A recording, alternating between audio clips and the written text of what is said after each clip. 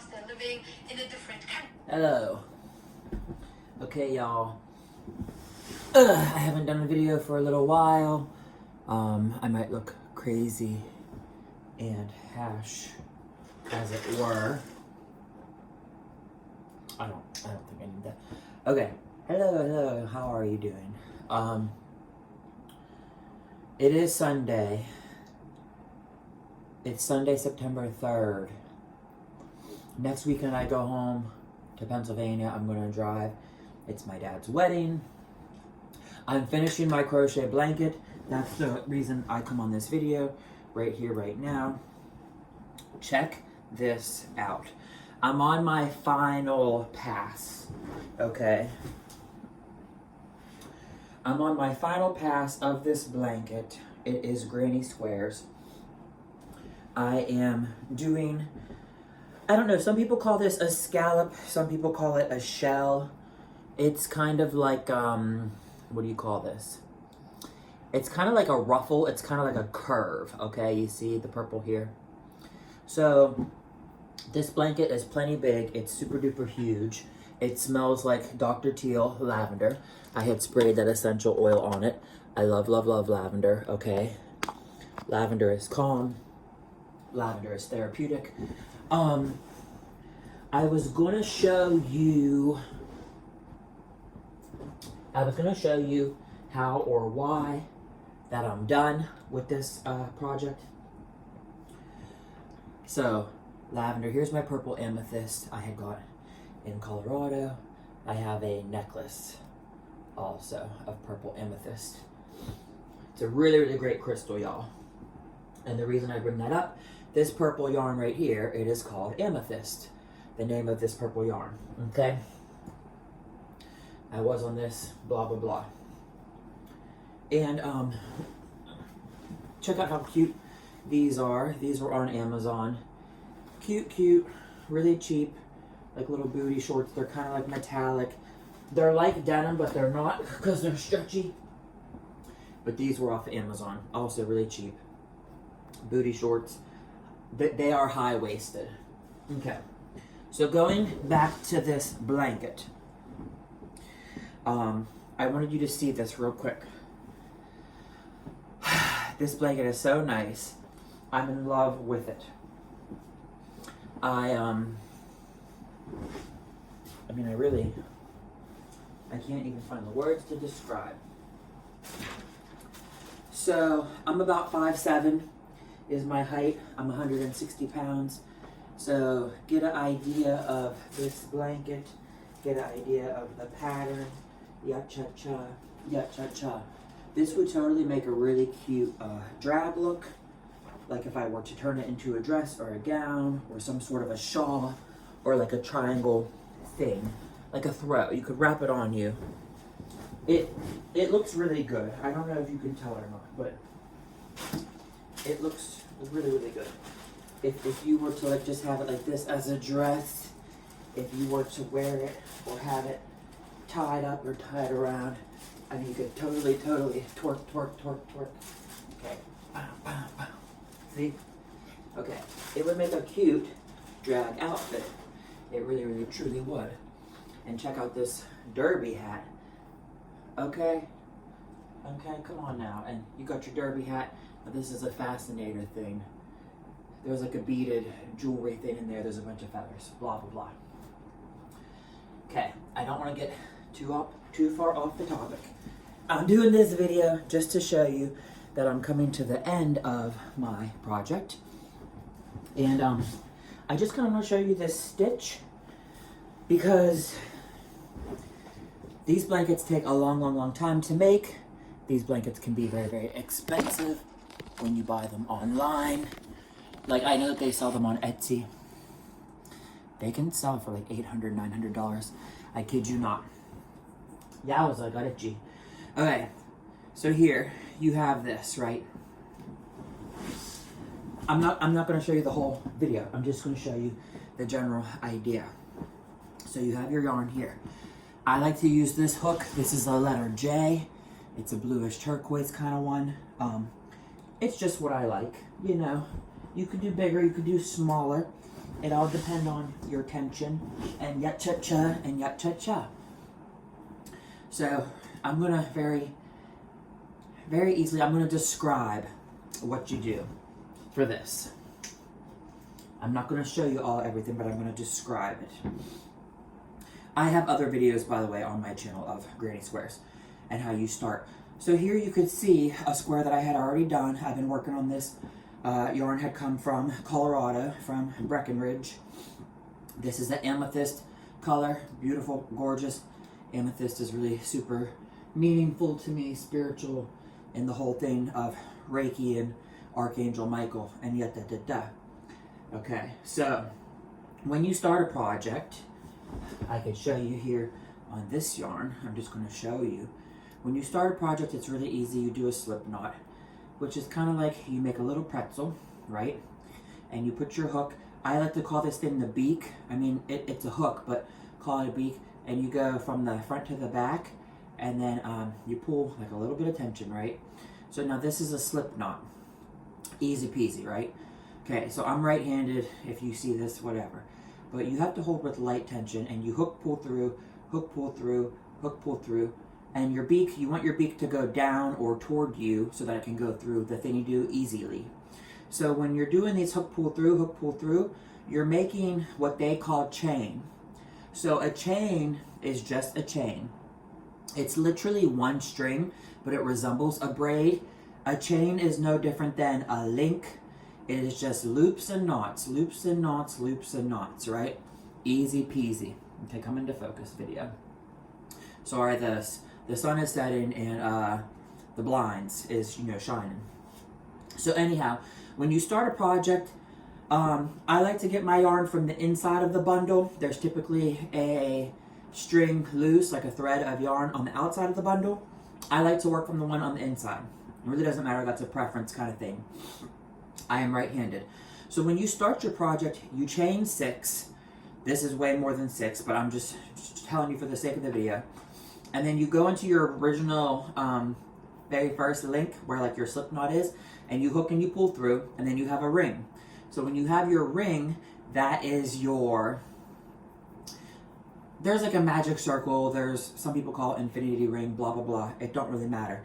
But to do the granny square, once you have your initial ring, which mine is right here, you want to hold your project, and it's hard when you first start. You want to hold your project front to back. Let me see. I'm going to run out of time. Ay, Dios mío. Everything come crashing down, because that is my life. Come crashing down on me. Okay. Ay, ay, ay. I'm so nervous. I'm going to get electrocuted because this outlet is shaking onto me. Okay. Work with me. Work with me. Okay. So again, I'm just explaining it. When you have your ring at the very beginning, you can see my finger is in the center of the ring. Think of north, south, east, west. Think of up, down, left, right.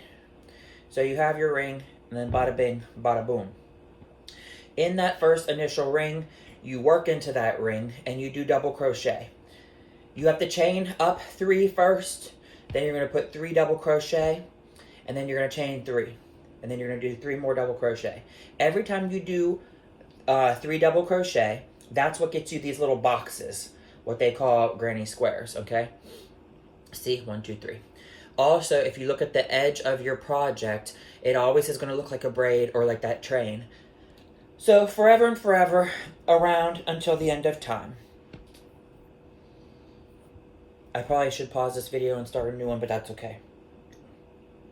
So, when you're working around and around and around, you're essentially just working in a spiral, spiral, spiral, spiral. So the way the pattern is, you do 3 double crochet into the ring, and you chain 3 anytime you get to a corner, or you chain 3 anytime you got to go up a level. So when you work your whole way around a spiral, and you go up a level, you chain 3. I'm teaching you just the pattern, bear with me. So when you go up a level, then you chain, you do 3 double crochet, chain 3, and you do 3 double crochet in that same exact hole that you were just in. And then when you want to go over one, to skip a space, you just chain 1 in between. So that would be like here. So this might be really confusing, but it's really not hard. But if you picture a box, every time you're to the corner, you're going to chain 3. Every time that you're doing the bricks in between the rows, you chain 1 to skip a space between them. And everywhere that there's a hole, you put the 3 double crochet. It's easier than it sounds. Trust me and believe me. It sounds bizarre. It sounds bonkers. But it's really truthfully easy AF. And then this project is very, very forgiving. If you are a beginner, it is beginner friendly. This blanket smells so freaking amazing, y'all. You can't even believe it. I used to work on this all the time at my friend's place. And they have cats. And the cats would always want to be laying on me with this blanket because it smells so nice. And they'd be pawing it and kneading it. And let me tell you, the reason I love granny square blankets, of course, it's grandma energy, grandma vibes, right? These blankets, they feel like a weighted blanket. Like when you sleep with one and you cuddle up with it, it feels like a weighted blanket, like you have weight on you.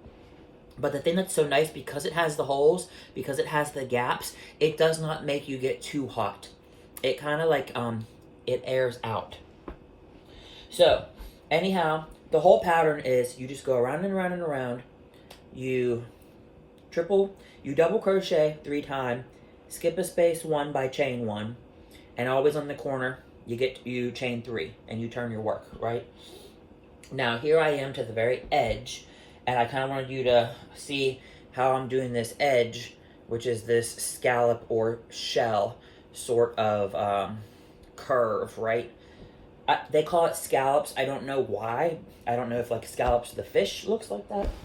I don't know. But anyways, yes, this amethyst crystal color is very beautiful. I had started this project with the purple amethyst, and I'm going to finish it off with the purple amethyst. And then there's a whole bunch of different kind of yarn, right? There's a whole bunch of different yarn, different texture, different whatever. There's a brand called Red Heart. I like that one a whole lot. There's different kinds.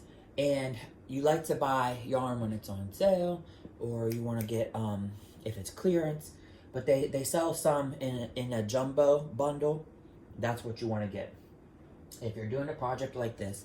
And then what I wanted to say is, like, I have these little bits of yarn here and there, and they're sparkly.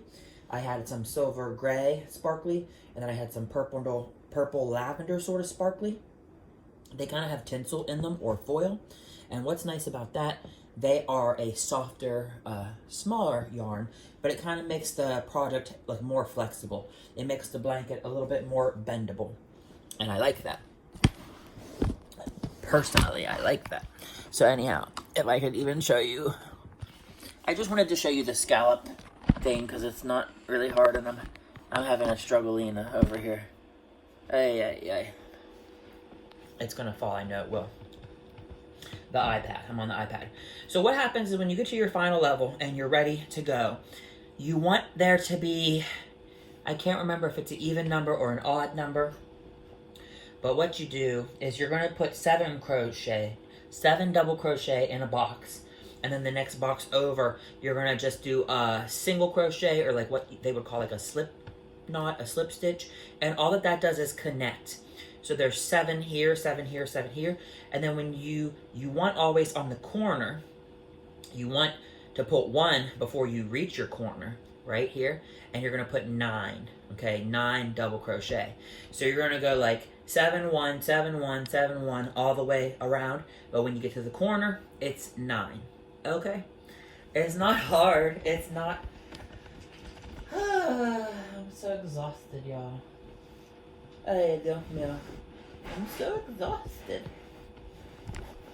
This, I've been working on this for the longest time, y'all. I'm to the end, so like I get really excited to be done when this is done. I've been having dreams about this. Dreams about it. So anyhow, yeah. And then I already showed you, from the local beauty supply store, I had got these hair clips. But yeah, I had a dream, and in the dream, me and the neighbor, friendly lady, we went to Mardi Gras in New Orleans, and there was beads and flashing of you know what to achieve the beads, and there was peacocks. There was India blue peacocks, There was peacock feathers. There was Mardi Gras. And there was, that was the main images. I kept seeing lots of peacocks and Mardi Gras. And then in my dream, my friend was really having a great old time getting all the beads. And there was like jesters and clowns and this and that. But, I was worried, a little bit too revealing, so I was like, oh my god. So in the dream, I had whipped up this blanket really rather fast in the dream, almost like magical superpower, and I cloaked my friend, so yes, because I don't want mosquito bites, and I don't know what. Anyhow, guys, I will talk at you later.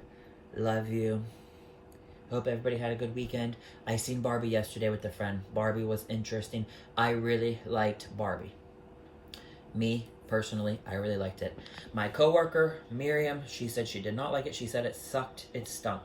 I personally really liked it. So, I do think the singing was a little bit too much with the Ken at the end. I could have done for like maybe half of that, but I liked it all. I like it, I like it, I like it. I liked the Ruth, you know, Danny DeVito's ex-wife, or Matilda's mom. There's fish fingers in the microwave. I liked how even the narrator, Helen Mirren or whatever, even how when Barbie was like depressed and homely and like had no makeup on and she was supposed to be so sick or whatever, and they said, yeah, Barbie producers or executive, you shouldn't cast Margot Robbie to prove this point because she's too beautiful even without anything. So, okay guys, have a good weekend. Love you. Mwah, mwah, mwah.